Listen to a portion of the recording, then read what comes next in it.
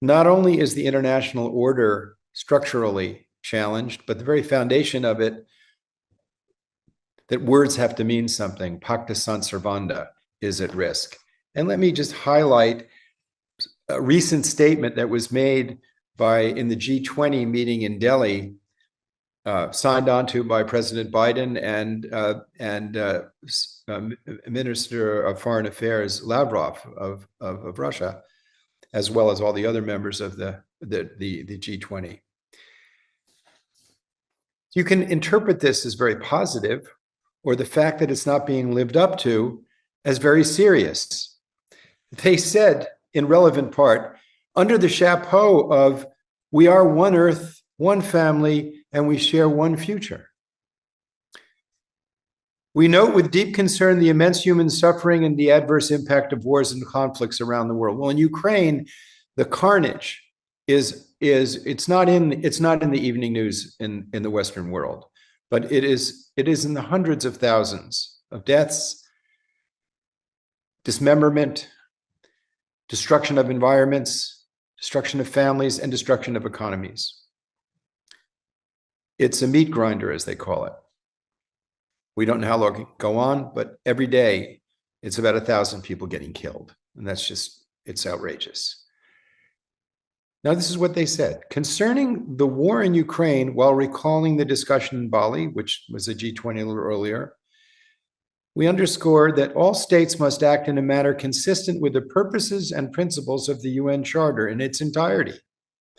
In line with the UN Charter, and I'm quoting them, all states must refrain from the threat or use of force to seek territorial acquisition against the territorial integrity and sovereignty or political independence of any state. Now, from an American perspective, that's precisely what it appears Russia is doing. Precisely. But this is even more important. The United States and Russia and the other members of the P5, the nuclear weapon states, and India said the use or threat of nuclear weapons is inadmissible. Wow. They said that if nuclear weapons are inadmissible, what is the point of spending trillions of dollars and having doctrines to keep them at the ready? Do we take this language seriously? If we lose the meaning of language, we lose the process of diplomacy. We lose the rule of law. We lose predictability. We lose our ability to function as human beings. But if we take the statements very seriously, some of them are not quite as positive. And this is what the security planners in Russia read. I'm going to quote from the United States Nuclear Operations Manual of the Joint Chiefs of Staff.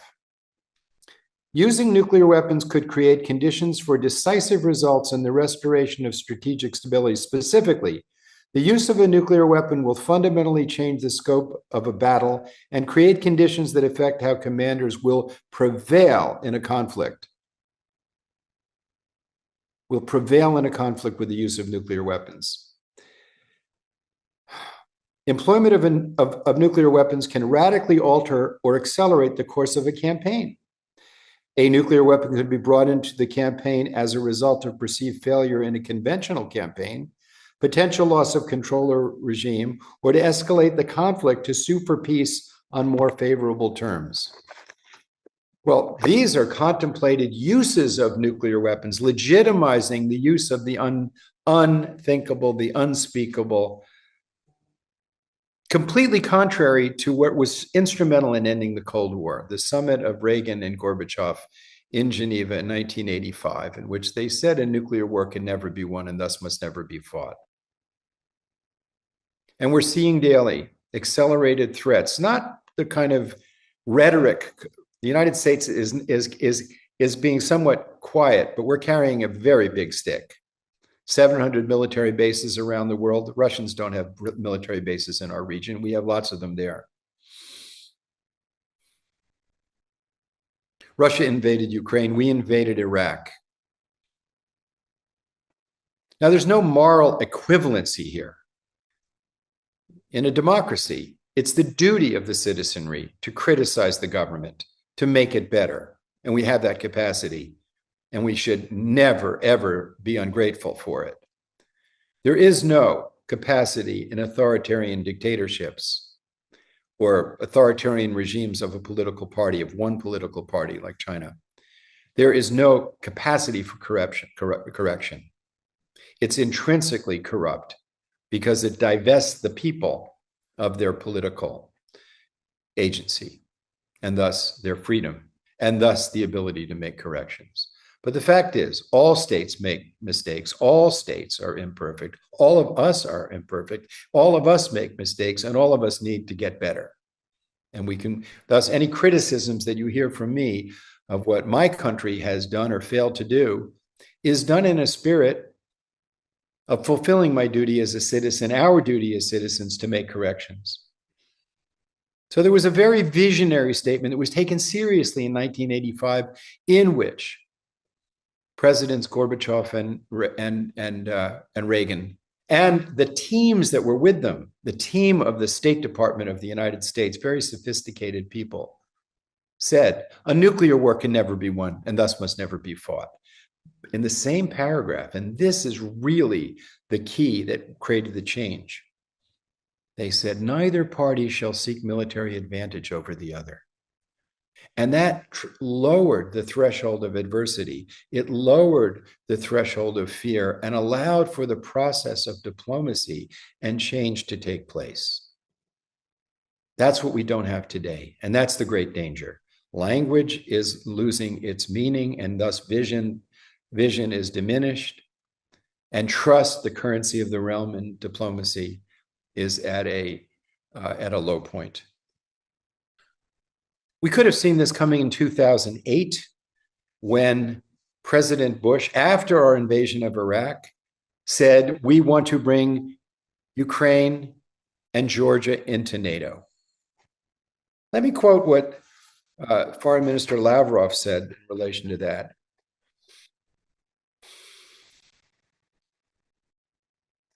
For many decades, the basis for strategic stability and security in the world was parity between Russia and the United States in the sphere of strategic offensive and defensive arms. However, in recent years, the US administration chose a course toward upsetting that parity and gaining a unilateral advantage in the strategic domain. Essentially, it's not just about global missile defense.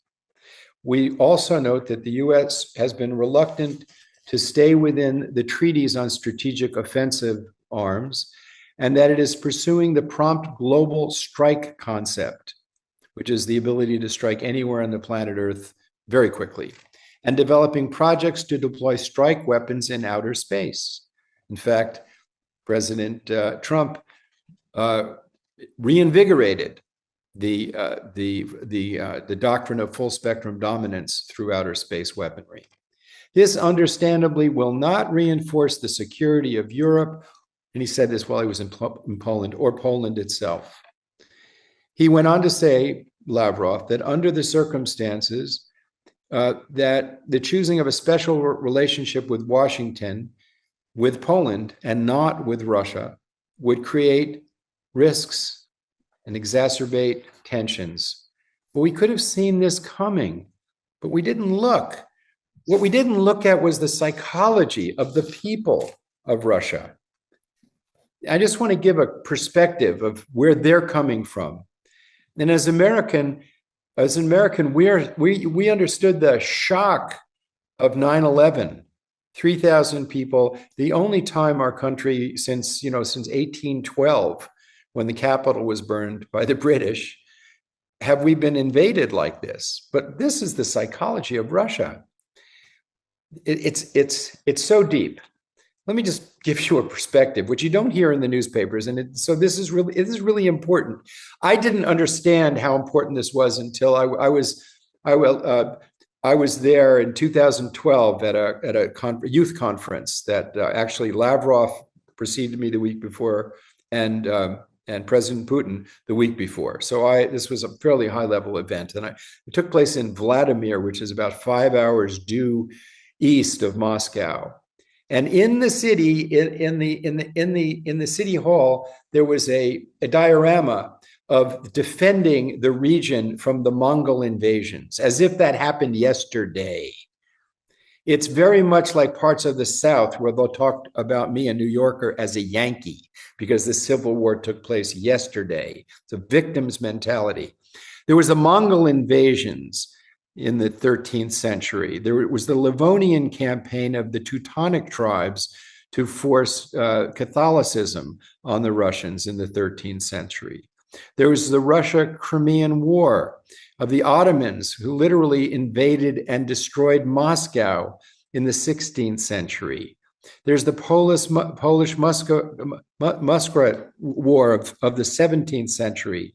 There's the Ingrian War with the Swedish invasion in the 17th century. Then there was a second Swedish invasion. Then there was the French invasion with Napoleon in 1812.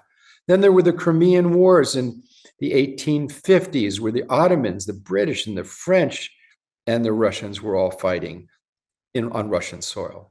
There was the Japanese invasion of 1905 in the Russian-Japanese War.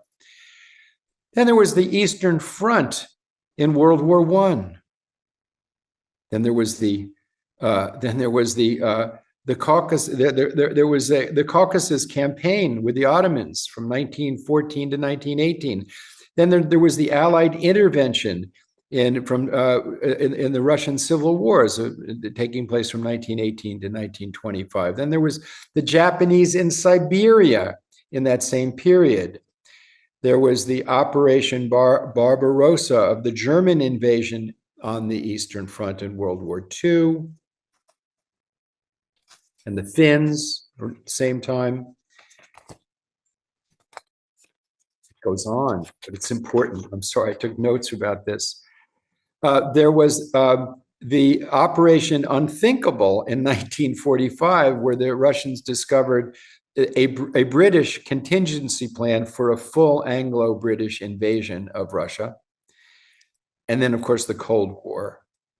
And then we have the building of the military bases, the weaponization of space, the invasion of Iraq, and their great fear of the pursuit of hegemony of the United States. And it's in the DNA of the country, of the fear of being invaded and abused. So the situation we're in now is probably more dangerous even than the Cuban Missile Crisis. Because the use of nuclear weapons, the use of nuclear weapons, the ongoing threat, and the doctrines of use are so ambiguous and so uncertain, and the level of trust so corroded, that we stand in the middle of this conflict knowing the number of near misses by miscalculation, misinterpretation, human error, and sheer madness. I remind you that after the Cold War in 1995, there was a weather satellite launched off the coast of Norway, in which the Norwegians told the Russians that they were sending a weather satellite, but it didn't get passed up the command and control. And it looked like it would be the first use of the weapon would be an electromagnetic pulse, high altitude electromagnetic pulse that would destroy the command and control of Russia. And there were 8 minutes between the launch and the time it would be over Moscow. And Boris Yeltsin had to decide whether to launch his missiles and basically end the world in that short period of time. And he said that it was only because he knew Bill Clinton and trusted him that he didn't do it. He didn't have time to really check. It was the human element there. 1983, the computers in Moscow that were monitoring all of our missiles all showed a full-scale American launch. Stanislav Petrov, one man, saved the world because he was a computer engineer, and he said in a dialogue I had with him, God didn't want the world to end. And his superior, and he didn't pass up the information of the command and control. And his superiors were confused. They didn't know whether to reward him for saving the whole world punish him for violating his protocols. But he said what bothered them most is he believed in God. Again, human intervention in a crisis. Similarly, we had a computer chip that couldn't distinguish between a sunrise and a missile launch, a Soviet missile launch. And the reason that we were saved is human intervention. A high-ranking officer called the radar facilities in Alaska and in Greenland, and they said, we don't see anything. So we didn't do anything. Or the Cuban Missile Crisis. We know that the Joint Chiefs of Staff wanted to invade Cuba because they wanted to show that you don't threaten us. The fact of the matter we've learned subsequently is that the field commanders in Cuba had authority to launch the weapons. And had we invaded, there wouldn't be a world today. And when Robert McNamara met with people there, met with Fidel Castro, and he said, if you had launched, you would have been annihilated. And Castro said, yes, we understand that would have happened. But that's the logic of the nuclear age. And that is the situation. And I could just go on of all of these errors. And in the midst of a crisis, when there's real fear, we sit with this sword over our heads with a very, very thin string holding it. That's why it's really, really important that, one, we make every form of advocacy to reinvigorate dialogue at the highest levels, plural, of civil society and government between Russia and the United States. Because Russia is responding from a victim's mentality, from an actual belief in a threat, and they are so far from being a liberal democracy, a place where people will have freedom. It's not going to happen overnight. We can't expect it. And let me explain why. I was asked to advise the Civic Chamber there in 2012. That they license just about every organization that can exist in civil society there. And it's a part of their parliament. And they asked me a question. They said, you're a leader of civil society, and we'd like to know, how do you ensure that civil society is of benefit to the security of the state? To which I replied, I have no idea.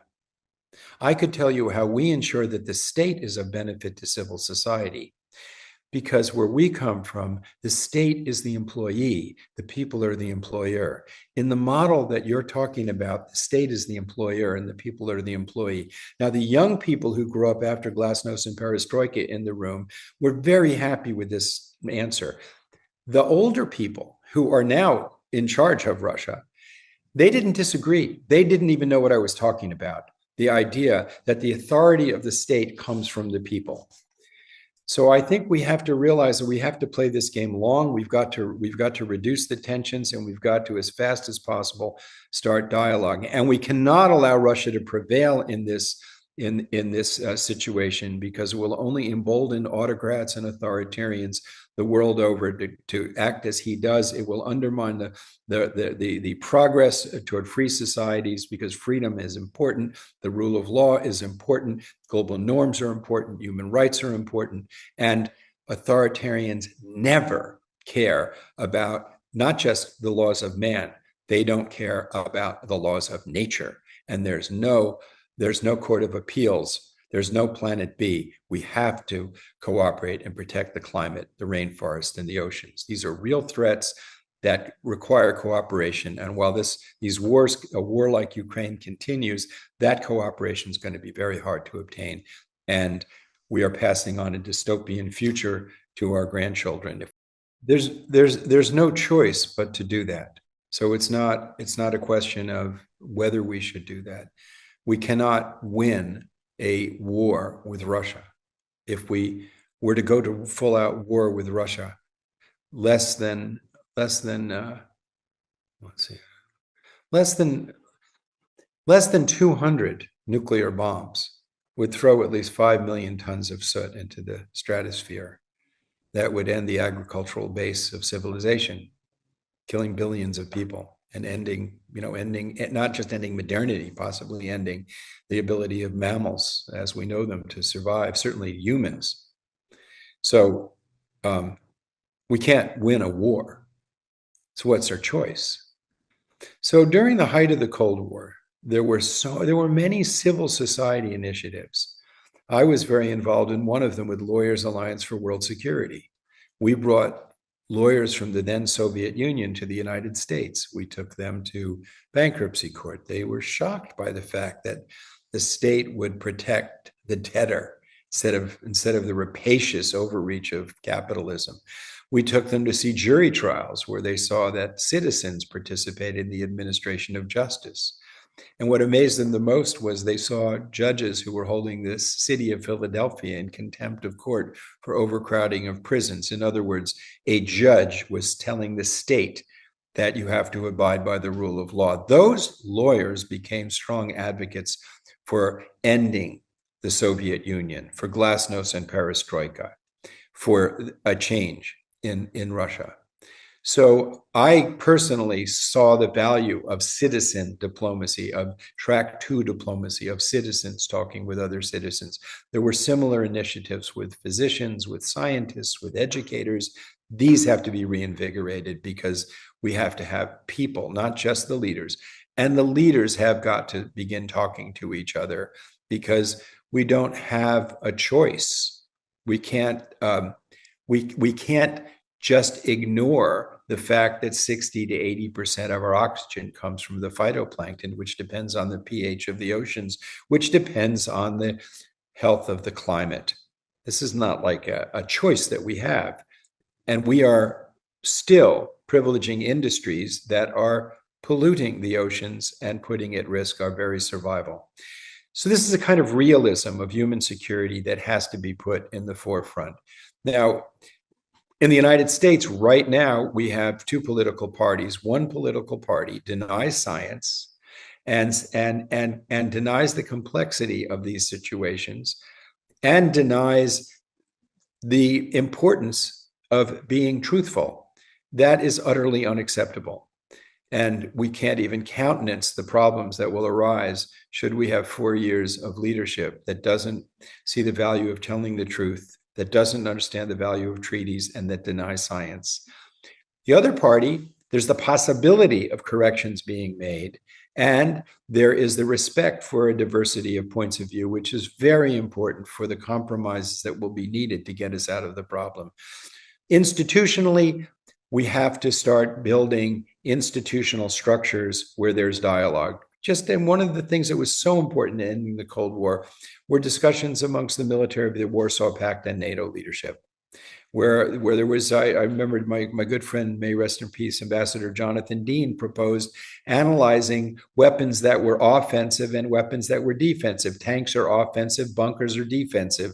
Military people got together and said, well, we could build more defensive deployments and less offensive, and that would bring us all greater security. But what happened in those dialogues is friendships were developed, and out of that, there was the political space for change. We have to reinvigorate that process, as distasteful as it might be to be engaging with an authoritarian dictatorship that can't be trusted.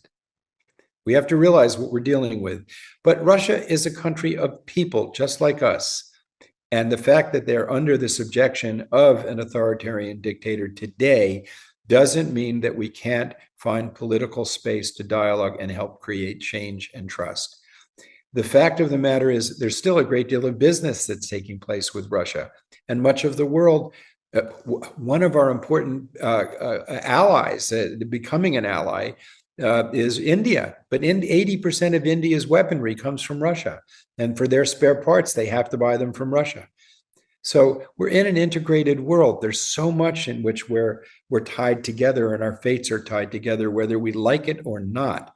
And thus, we have to make that long-term political commitment, as distasteful as it might be for some people who demonize countries. But countries are made up of people, and we must never demonize people. We can criticize the institutions of how states operate, but we must never demonize people.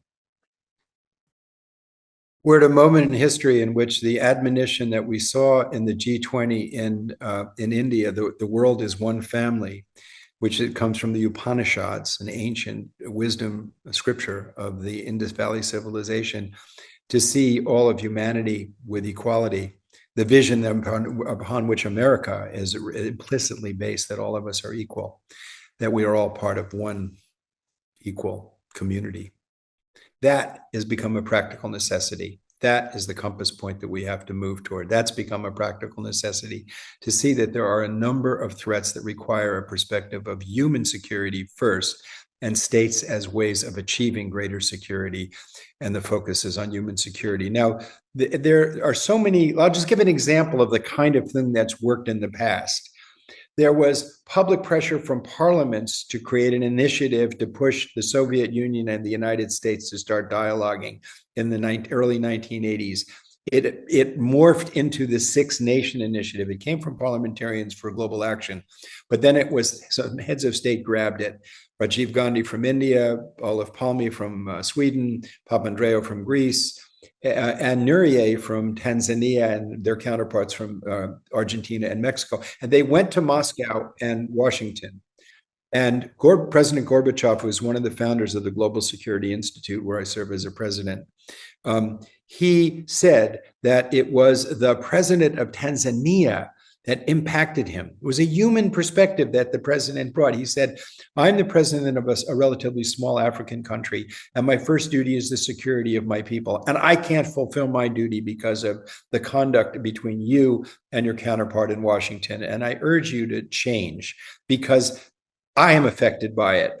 And Gorbachev said that he hadn't really put in front of him the fact that what he was doing and what the United States was doing was having this direct impact on the daily life and security of people all over, that he was mostly focused on his own country. But we now have to realize that we're in an era in which the myopia of thinking first of your nation, of your religion, of your race, of your gender is unrealistic. What is realistic is the fact that we are one human family. We share one biosystem. That is the reality, and our political institutions have to be realistic. We can't live on stories that are based on mythical, or you can't drive a car by looking in the rearview mirror. We have to look, where do we want to go to? So vision's really important right now, and visionaries and people who can imagine a better future are precious. And that's one of the reasons why I'm so grateful that Audrey Kitagawa is in the dialogue in the world, because she is a visionary, and we need visionaries. We need people who can say, look, our vision should exceed what our grasp is today, because it tells us the direction we want to go. And the direction that we want to go is based on the perennial values of our common humanity. That's first and foremost. And any politicians that preach divisiveness, demonization, and degrading of anybody have to be overcome, because that is not the direction we need to go. And the direction we need to go is to stick to the core values that make us human.